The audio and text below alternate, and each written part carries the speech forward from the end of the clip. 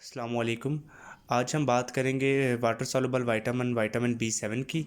इसको हम बायोटीन भी कहते हैं। It is a coenzyme in carboxylation reaction. ठीक है, ये कार्बोक्सिलेशन रिएक्शन में कोएंजाइम है। ठीक है, in which it serves as a carrier of activated carbon dioxide. ठीक है, ये आपने याद रखना है। ठीक है, ये क्या है? It is a coenzyme it is a coenzyme in the carboxylation reaction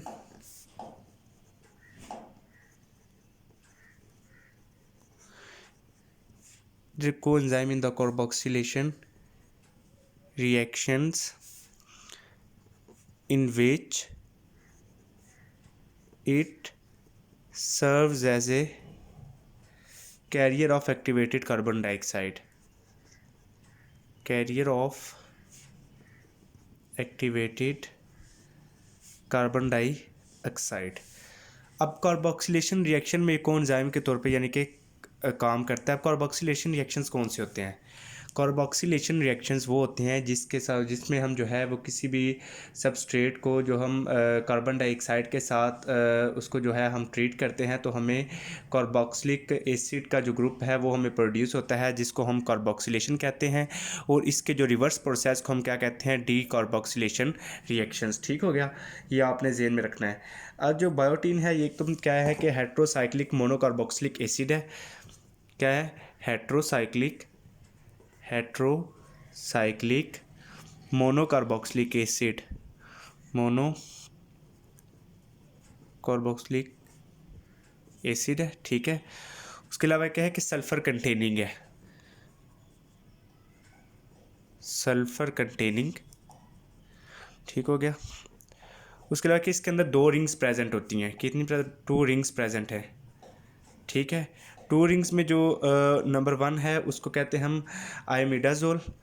ठीक है, आइमिडाजोल। और जो नंबर 2 में जो इसकी रिंग प्रेजेंट है इसके अंदर जो है वो उसको कहते हैं थायोफीन। ठीक है, अब जो बायोटीन है इसकी डेफिशिएंसी एक नेचुरली अकरिंग तो नहीं होती, तो लेकिन क्योंकि ये हमारी बॉडी के अंदर जो है वो वाइडली डिस्ट्रीब्यूट होता है इंटेस्टाइनल बैक्टीरिया में। ठीक है, इंटेस्टाइनल बैक्टीरिया जो है वो इसकी सिंथेसिस करवाता है बायोटीन की। अब हम देखेंगे इसके सोर्सेज में क्या है कि एक तो ये इंटेस्टाइनल बैक्टीरिया। ठीक है, इंटेस्टाइनल बैक्टीरिया जो है वो उसको सेंथेसाइज करवाता है और उसको हाई अमाउंट में सेंथेसाइज करवाता है, जो कि इतनी सेंथेसिस हो जाती है कि हमारी जो बॉडी है उसकी रिक्वायरमेंट जो है वो इधर से पूरी हो जाती है। इसलिए हमें जो इसको डाइट में इतना वो ख़ास जो है वो इनटेक नहीं करना पड़ता। सिर्फ ये उस सूरत में इसकी डेफिशिएंसी होती है या तो अगर हम कोई रॉ एग्स हैं यानी कि जो कच्चा अंडा है उसकी जो सफ़ेदी एंड वाइट वो अगर हम इस्तेमाल करते हैं ज़्यादा तो उसमें ये होता है कि वो जो है हमारे जो इसको बायोटीन को इनहिबिट करती है ताकि वो जो है इंटेस्टाइन में अब्जॉर्ब ना हो, जिसकी वजह से जो है इसकी डेफिशिएंसी होती है। ठीक है, अब ये इसके अलावा जो है इसमें है कि ये यीस्ट में भी जो है इसकी जो क्वांटिटी मौजूद होती है। ठीक है, और फंगस में भी जो है इस कुछ अमाउंट जो है इसकी प्रेजेंट होती है। ठीक है, लेकिन जो लार्ज अमाउंट ऑफ बायोटीन है वो प्रेजेंट जो है वो इन ह्यूमन इंटेस्टाइनल बैक्टीरिया के अंदर जो है वो सेंसिस होता है। ठीक है, उसके बाद हम देखेंगे इसकी जो है एक्सक्रीशन।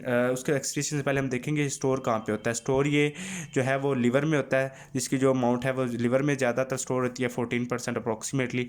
ठीक है, उसके बाद हम देखेंगे एक्सक्रीशन इसकी। एक्सक्रीशन पे क्या होगा कि ये एक्सक्रीट किस पे थ्रू द यूरिन एक्सक्रीट होता है। कुछ क्वांटिटीज़ की जो है वो यूरिन के थ्रू एक्सक्रीट हो जाएगी और कुछ जो है वो फेसिस के थ्रू भी जो है वो एक्सक्रीट होगी। उसके अलावा जो इसकी बॉडी से एक्सक्रीशन है वो थ्रू द मदर मिल्क भी जो है वो एक्सक्रीट होता है ये बॉडी से। ठीक है, ड्यूरिंग द लैक्टेशन जो है ये बायोटीन जो है ये मदर मिल्क में भी जो है वो इसकी जो है एक्सक्रीशन होती है। ठीक है, उसके बाद हम इसकी बात करेंगे डेफिशिएंसी। इसकी जो है ऐसा कोई इतनी डेफिशिएंसी ख़ास नहीं दिखेगी, लेकिन जो एक्सपेरिमेंट्स के थ्रू जो डेफिशिएंसीज की है कि ये किसी दूसरी डिजीज़ के साथ इसकी डेफिशिएंसी लिंक्ड है। ठीक है, जो इसकी डेफिशिएंसी है वो कोई दूसरी डिजीज़ के साथ कैसे लिंक्ड है वो हम अभी अब डिस्कस करेंगे। ठीक है, इसकी जो है वो डेफिशिएंसी बायोटीन वाइटामिन की जो डेफिशिएंसी है ये हम इसको डिस्कस करेंगे।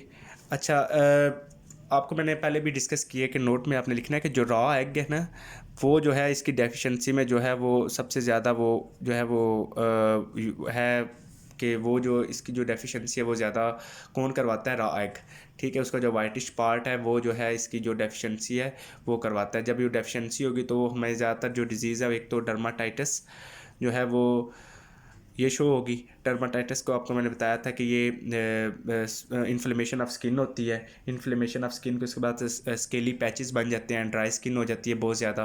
तो ये सारी डर्माटाइटिस की जो है वो सिम्टम्स है। उसके अलावा एलोपेशिया एक डिजीज़ है, ठीक है। वो इसकी डेफिशिएंसी से देखने में आई है कि जो एलोपेशिया उसमें क्या होता है कि हेयर लॉस हो जाता है, ठीक है। हेयर लॉस होना शुरू हो, आपके बाल गिरना शुरू हो जाते हैं, ठीक है। आईब्रोज़ के जो बाल हैं वो भी गिरना शुरू हो जाएंगे, आईब्रो हेयर लॉस हो जाएगा, ठीक है। उसके बाद आपके आई लैशेज़, ये सारे आपके जो हैं वो बाल जो हैं वो गिरना हो जाएंगे।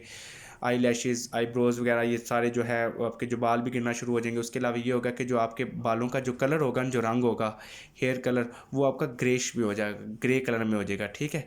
ये सारी जो सिम्टम्स है वो एलोपेशिया में आती हैं, ठीक होगा। उसके अलावा कुछ स्टडीज़ ने ये शो किया कि जो इसकी डेफिशिएंसी है वो डिप्रेशन भी जो है वो काज करती है, ठीक है। माइन्यूट डिप्रेशन होना शुरू हो जाएगा, ठीक है। उसके अलावा जो है आपकी जो स्किन है वो पेल होना शुरू हो जाएगी, ठीक है, जो इसकी डेफिशिएंसी है बायोटिन की। उसके अलावा जो है कि अनकोऑर्डिनेटेड मूवमेंट्स होंगी, ठीक है, अनकोऑर्डिनेटेड मूवमेंट्स होंगी, ठीक है। यानी कि आपके जो मसल है वो वीक हो जाएंगे। अनकोऑर्डिनेटेड मूवमेंट्स कैसे होती है, जब मसल वीक हो जाएंगे कि आप किसी चीज़ को पुल और पुश नहीं कर सकेंगे, ठीक है, कोई चीज़ उठा नहीं सकेंगे, ठीक है। आपकी जो मूवमेंट्स है वो जो है वो जो है वो कम हो जाएंगी, अनकोऑर्डिनेटेड हो जाएंगी, ठीक है। उसके अलावा हमने यही देखा कि सबसे ज़्यादा जो रोल ये होता है कि इसका जो है डेफिशिएंसी है वो ऐसा तो नहीं है, लेकिन ये लिंक्ड है इन सारी डिजीज़ के साथ इसकी डेफिशिएंसी, ठीक है। तो ऐसा तो इसकी इतनी ज़्यादा रिक्वायरमेंट नहीं होती, क्योंकि हमारा जो इंटेस्टाइनल बैक्टीरिया है वो इसकी इनफ जो है वो प्रोडक्शन कर रहा होता है कि हमारी बॉडी को वो मीट कर दे। लेकिन हम अगर एक सिचुएशन मैंने आपको बताई है, अगर हम रॉ एग की जो बहुत ज़्यादा इस्तेमाल करते हैं तो उसमें ये होता है कि ये वाइटामिन को जो है वो इनहिबिट करवा देता है, तो उसकी एब्जॉर्प्शन नहीं होने देता, जिसकी वजह से हमें वो बायोटिन की जो है वो कमी हो जाती है। अब हम इसकी रिक्वायरमेंट की बात करेंगे कि हमें कितनी रिक्वायरमेंट में रूटीन में यानी कि ज़रूरी होता है या जो है वो असेंशियल होता है। एडल्ट्स में इसकी जो है वो 25 to 50 माइक्रोग्राम होता है, ठीक है। और चिल्ड्रंस में जो है वो इसका जो वैल्यू होती है 20 to 40 माइक्रोग्राम, ठीक होगी। अब जो इसकी रिक्वायरमेंट जो है वो ज़्यादा भी होती है किसी स्टेजेस में। रिक्वायरमेंट ज़्यादा कब होगी, एक तो ड्यूरिंग द, अगर प्रेग्नेंट वुमेन है ना, प्रेग्नेंट वुमेन में, ठीक है, यानी कि प्रेगनेंसी में होगी इसकी जो रिक्वायरमेंट ज़्यादा, या लैक्टेशन में जब यानी कि अगर वो अब जो है बेबी को फीड करवा रही है तो उस वक्त जो है मदर बेबी को फीड करवा रही है तो उस वक्त जो है इसकी जो बायोटिन की जो रिक्वायरमेंट है वो ज़्यादा हो जाएगी, क्योंकि जो मदर मिल्क है उसके अंदर बायोटिन एक्सक्रीट होता जाएगा, तो इसके जो बायोटिन की डेफिशिएंसी है वो कम हो जाएगी, इसलिए जो इस स्टेजेस में जो रिक्वायरमेंट है वो भी ज़्यादा हो जाएगी, ठीक है। तो अगर इसके अलावा एक और चीज़ है कि डेफिशिएंसी इसकी उस वक्त भी होती है जब हम लॉन्ग टर्म जो है वो ओरल एंटीबायोटिक यूज़ करते हैं, ठीक है। अगर हम लॉन्ग टर्म्स ओरल एंटीबायोटिक अगर हम यूज़ करें ना, तो इस वजह से जो है इसकी जो डेफिशिएंसी है बायोटिन की वो भी हो जाती है, ठीक है। जब हम लॉन्ग टर्म यूज़ कर रहे हैं, एक अगर पर्सन है वो लॉन्ग टर्म एंटीबायोटिक यूज़ कर रहा है, इसका मतलब है उसके अंदर साथ साथ बायोटिन की डेफिशिएंसी भी होती जा रही है, तो उन स्टेजेस में भी इसकी रिक्वायरमेंट जो है वो बॉडी के अंदर बढ़ जाएगी। अगर हम long term antibiotic, long term oral antibiotic जो है हम यूज़ करते हैं, ठीक है, उन स्टेजेस में भी इसकी जो रिक्वायरमेंट है वो बढ़ जाएगी। तो ये अब हमने विटामिन B7 को डिस्कस किया, क्लिनिकल इतना इंपॉर्टेंट नहीं है ये, ठीक है। तो मैं एक दफ़ा इसको दोबारा रिव्यू कर देता हूँ कि विटामिन B7 है उसको हम बायोटीन भी कहते हैं, ठीक है, ये कोएंजाइम है, ठीक है। और इसके अलावा कि it is a coenzyme in the carboxylation reaction. Carboxylation reaction में कोएंजाइम है। कार्बोक्सिलेशन रिएक्शन मैंने बताया आपको कि ये वो रिएक्शन है जिसके साथ अगर हम किसी भी सबस्ट्रेट को कार्बन डाइऑक्साइड के साथ जो है वो इसको जब हम ट्रीट करते हैं तो हमारे पास कार्बोक्सिलिक एसिड का जो ग्रुप है वो प्रोड्यूस होता है, इसको हम कार्बोक्सिलेशन रिएक्शन कहते हैं, ठीक है। उसके बाद हमने बताया कि हेट्रोसाइक्लिक मोनोकार्बोक्सिलिक एसिड है, सल्फर कंटेनिंग है, इसके अंदर 2 रिंग्स होती हैं, एक रिंग को हम आइमिडाजोल कहते हैं, दूसरी को थायोफिन कहते हैं। इसके सोर्सेज बताया, जो रिच सोर्स है उसका हमारे पास इंटेस्टाइनल बैक्टीरिया है, यीस्ट है, फंगस है। उसके अलावा जो स्टोर कहाँ पे होता है, लीवर में होता है 14% अप्रॉक्सीमेटली, ठीक है। एक्सक्रीशन थ्रू यूरिन के थ्रू एक्सक्रीट होता है, फेसिस के थ्रू भी एक्सक्रीट होता है, और मदर मिल्क में भी ये जो है इसकी जो है एक्सक्रीशन होती है। ठीक है, उसके बाद मैंने आपको बताया कि जो इसकी ऐसा जो डेफिशिएंसी नहीं है, लेकिन ये किसी दूसरी डिजीज़ के साथ लिंक है। ठीक है, एक्सपेरिमेंटल जो साइंटिस्ट ने एक्सपेरिमेंट्स किए, जो इसकी डेफिशिएंसी है वो किन किन डिजीज़ के साथ लिंक हो जाती है, वो मैंने आपको बताया कि डर्माटाइटिस है, इसमें कि स्किन इन्फ्लेमेशन होती है, स्केली पैचेस बन जाते हैं, स्किन आपकी ड्राई हो जाती है, एलोपेशिया होता है, आपके जो बाल वगैरह वो गिरना शुरू हो जाते हैं। ठीक है, आपका जो हेयर कलर है वो ग्रेश होना शुरू हो जाता है, ग्रे कलर का। आपको डिप्रेशन की सिम्टम्स होती हैं, पेल स्किन होता है, अनकोऑर्डिनेटेड मूवमेंट्स होती हैं। लॉन्ग टर्म ओरल एंटीबायोटिक अगर आप यूज़ कर रहे हैं तब भी आपको इसकी डेफिशिएंसी हो सकती है। ठीक है, अब रिक्वायरमेंट इसके एडल्ट में मैंने आपको बताया 25 to 50 म्यू जी है, और चाइल्ड में आपकी 20 to 40 म्यू जी। ठीक है, और इसके अलावा रिक्वायरमेंट में जो ऐसी स्टेजेस हैं जिसमें कंडीशंस हैं जिसमें इसकी रिक्वायरमेंट ज़्यादा हो जाती है, वो मैंने आपको बताया। एक तो प्रेग्नेंट वुमेन में हो जाती है, दूसरा लैक्टेशन में होती है, इसकी रिक्वायरमेंट ज़्यादा। अगर हम लॉन्ग टर्म अगर एंटीबायोटिक यूज़ कर रहे हैं साथ साथ, तो हमें हमारा जो है बायोटिन की कमी भी वो हमें शो होगी कि साथ साथ जो है इसकी ओरल जो है एंटीबायोटिक हम जितनी देर तक इस्तेमाल करेंगे तो हमें जो है सप्लीमेंट के तौर पे जो है जो विटामिन B7 भी है वो भी इनटेक करना पड़ेगा। लेकिन ये है कि ओरल एंटीबायोटिक ये नहीं है कि अगर हम कुछ अरसे के लिए यूज़ करें तो वो नहीं होता। अगर हम बहुत एक लॉन्ग टर्म के लिए यूज़ करें तो उन स्टेजेस में इसकी जो है वो बायोटिन की कमी जो है वो हमें देखने में आती है। ठीक है, ये आपका जो है विटामिन B7 कंप्लीट हुआ। तो थैंक यू सो मच। अल्लाह हाफिज़।